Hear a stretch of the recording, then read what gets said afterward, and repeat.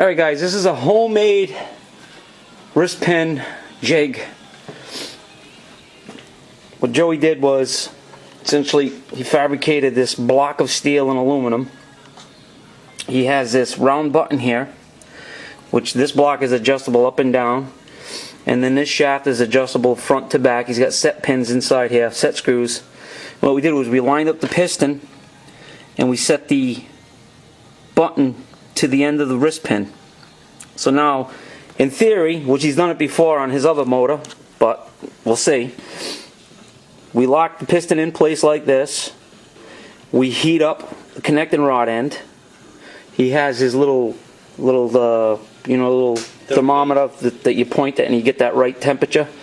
And what you do is you set the pin in and then you push it from here, and as you're pushing it here, it'll stop on the button, and you know you're not going to go any further and go shoot by where you're supposed to be.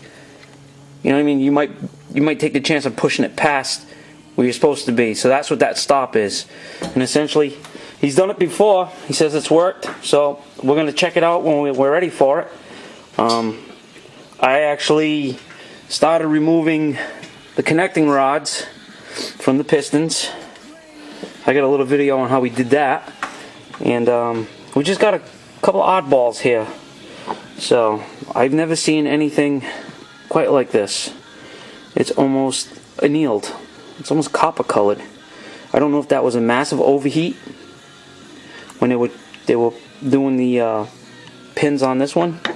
And then we have one that's not even close. It's been sanded and filed over, and we put it on the digital scale, and it's too light. It's not even close. These were 139, yeah. 300 and I forget what they were. They were in the 30s, 40s. That one was like, yeah, it was like 6. But what was it? It was like 338. Something like that. Grams. 338 grams, 339 grams, and this one was like 320. 800. I don't know. Forget what it. We'll see. We'll do it right now. Right now. Live action shot here, guys. Okay. Can we see the scale? Okay, put this one on. Alright. That one's saying 823.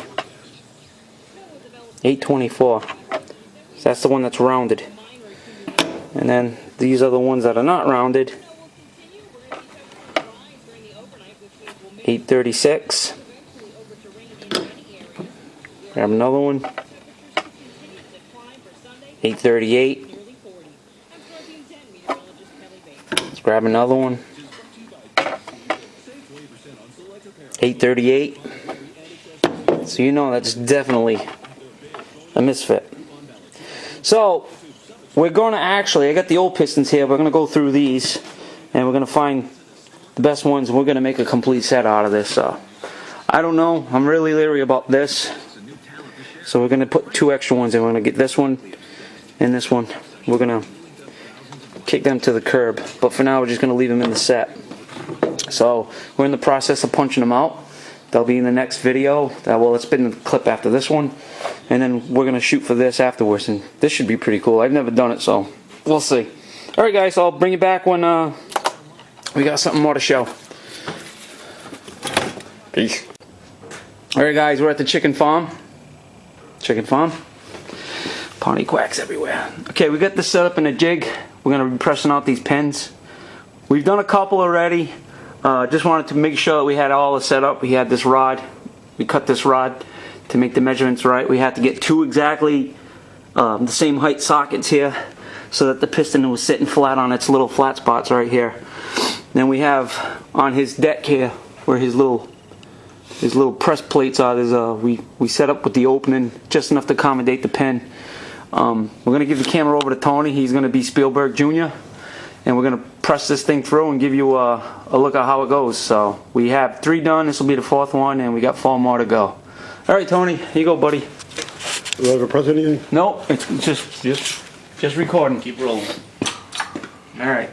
You're going to hear a big, kind of like a popping noise. This is for the guys that never seen this done like that. That's actually the wrist pin is being driven through now. And I'll just slowly make my way down. I want to make sure I'm not going to rest on the outside edge of the actual connecting rod, because then you'll damage it. So we have just the right size diameter shaft here, and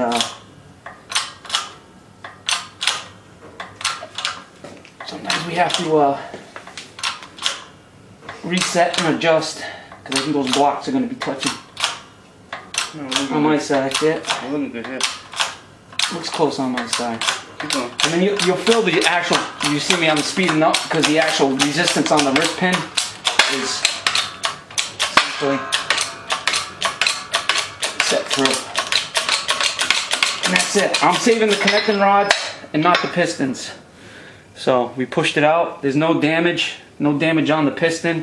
No damage on the, well, just doing that might damage it. There's no damage on the connecting rod. So that's how we do that. Like I say, Joey's more in tune on this internal stuff and the mechanics. I'm not. I know enough to be dangerous, so that's why I'm here. So we got 4 more to go. We got to clean these up, and then we're going to actually press the new pistons on. Tony, why are you shaking? You nervous? No, I shake. All right. See you later, Shaky. It takes you about 10 years to get hot enough to push the wrist pin in. But it does work.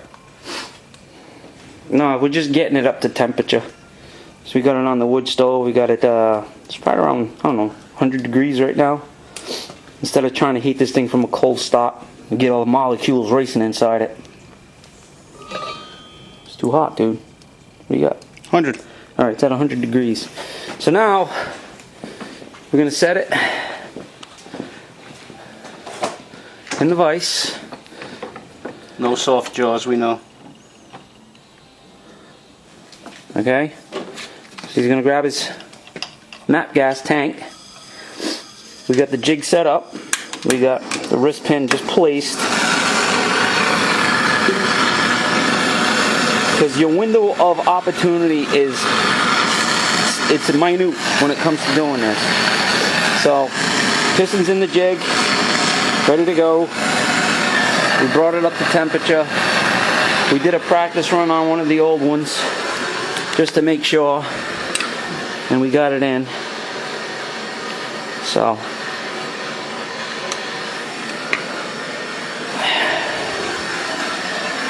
we got the whole setup waiting here. Oh yeah, as you can see, the lines on the top, that's in conjunction with the way it sits in the cylinder. I got lines here, which is the top of the piston. That's the top of the connecting rod. You probably can see the whole. You can see him heating it. Yeah, you can see it. All right, so I'm gonna throw my glove on again. Why I keep losing?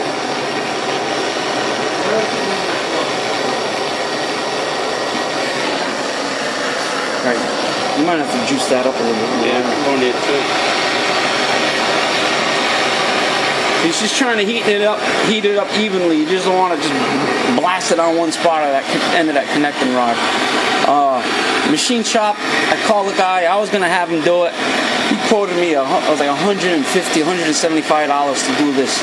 And I had done all kinds of work there at the shop, and he wasn't cutting me any break. So Joey says you can do it at home. He's done it, and he's got running motors that prove it. So we're gonna go this way.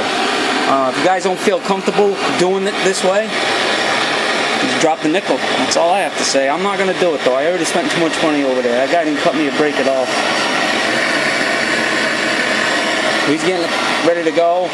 My wrist pin is lined up. He's going to follow me with the torch. He's got his electronic thermometer. He just points the laser at the tip of the rod. Alright, he's coming down 366. He gets an initial reading of like 500 and then it just comes down, so I want to heat the back there. So now that tip of that rod's all expanded from the heat. So what we're going to do now is he's going to follow me with the torch. I'm using gloves and grabbing the back half of the rod. It's not that hot. I gotta make sure. Okay. Hold on, wait, just keep going because I gotta find the push pin now. Alright, I got the push pin. Is that the push pin? What I'm gonna do is try not to get burned. He's gonna follow me with the torch.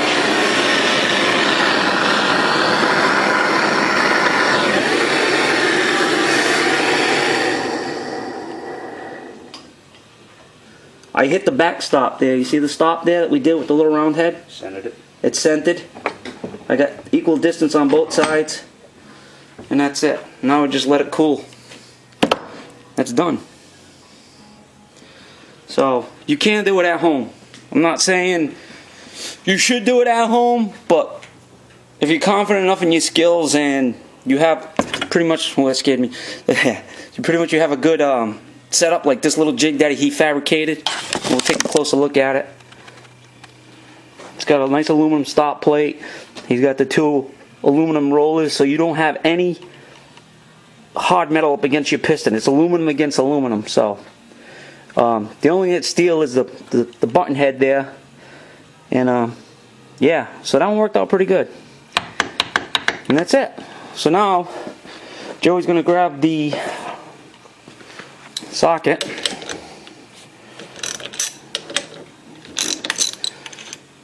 And we're going to pull this off. And we have a piston that's attached to a wrist pin. So we got 7 more of these to go. So I'm just going to show that one as the demonstration. It's a 6-minute video. Just that, 6 minutes. So it was a lot of me blah blah blah blah, but that's how you do it, guys. So top, and it should work. Alright guys, so that's that. Bring you back when I got them all dressed up on the cooling bench here. We're not going to be doing a complete rebuild. We had an issue. Cam bearings, he doesn't have the actual bushing that's the right size for the big blocks. They're different from the small blocks, so we're going to try to get a driving cone that fits the big block, and then we'll set the cam bearings in, and then we'll start putting the motor together. But we had a lot of work here today, just taking all this apart and getting it all prepped and set. So that will be part 1. This is Mark and Joe from the chicken farm. Hold on a second.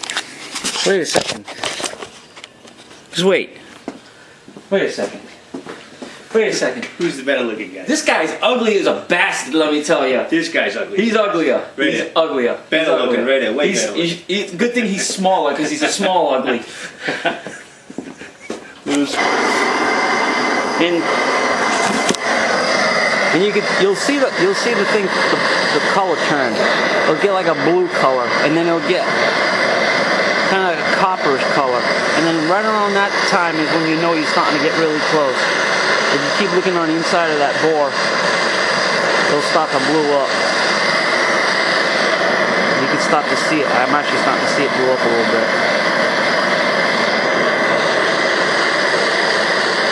So the whole rod was put on top of the wood stove as a whole. We were just heating just the tops by themselves. It was taking a real long time. Alright, see the blue? It's starting to change.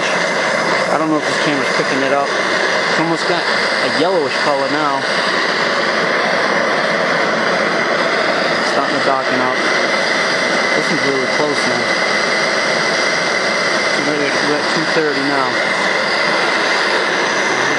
Risk my camera getting in there.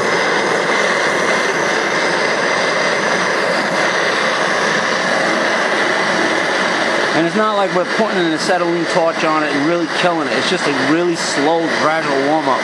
There it is. It's starting to blow up now.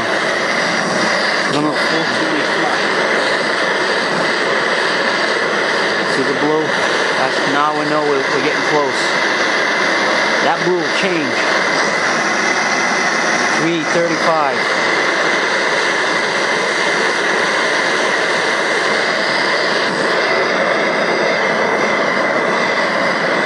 Starting to change now, it's starting to lighten up, so now we're actually raising our temperature. There we go. That's really close now. So not only can you use a thermometer, keep going, Joe. Not only can you use a thermometer, you just got to see the color of it too. So we're just about there. The last piston, thank God. It's a long afternoon. I messed up once or twice. I didn't put the top with the top. I had to repress them out and start over again. And like I say, your window of opportunity is really small. You got to get this thing pushed on and centered as best as you can, as fast as you can. You can't dawdle. No dawdling. I don't like that dawdle. That should be getting close.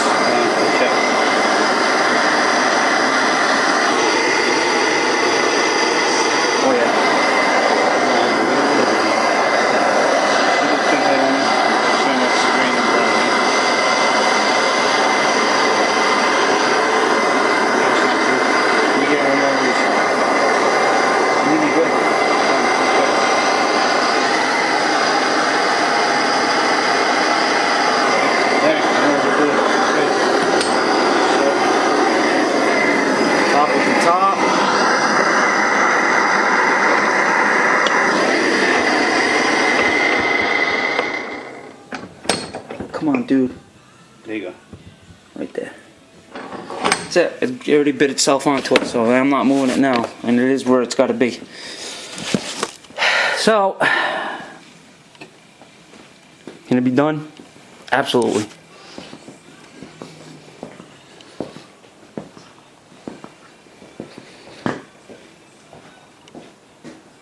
All done.